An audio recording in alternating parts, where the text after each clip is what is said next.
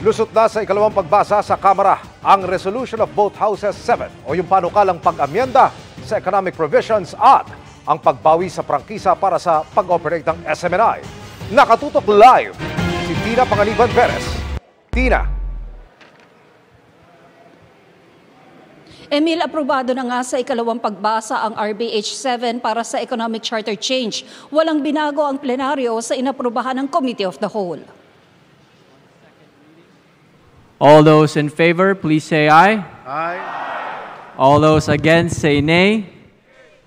The ayes have it. Resolution of both Houses number 7 is hereby approved on second reading.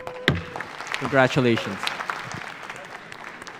Pinapayagan ito ang mas malaking partisipasyon ng mga dayuhan sa pagnenegosyo sa public utilities, edukasyon at advertising na magpapalago raw sa ating ekonomiya at magdidika ng mas maraming trabaho at oportunidad. Pero pangamba ng ilang kongresista gaya ng mga kinatawan ng Kabataan at Gabriela party lists, baka makwestiyon sa Korte Suprema ang proseso ng pag-aaproba ng Kamara dahil hindi umano ito pasok sa tatlong modes na nakasaad sa konstitusyon.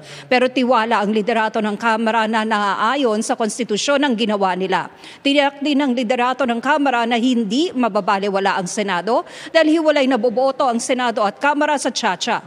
Sa susunod na linggo, target ng Kamara na aprobahan ang RBH 7 sa ikatlo tuling pagbasa bago sila mag-Holy Week break sa March 23. Kung aaprobahan ng Senado ang RBH 6 nila, hindi pa rin maipatutupad ang economic Tsa-Tsa dahil kailangang aprobahan ito ng mga botante sa isang plebisito. Samantala, inaprobahan din ng Kamara sa ikalawang pagbasa ang panukalang bumabawi sa prangkisa ng Suarasug Media Corporation para sa pag-operate ng SMNI. Sunod naman tinalakay sa plenaryo ang panukala para sa diborsyo. Emil? Maraming salamat, Tina Panganiban Perez.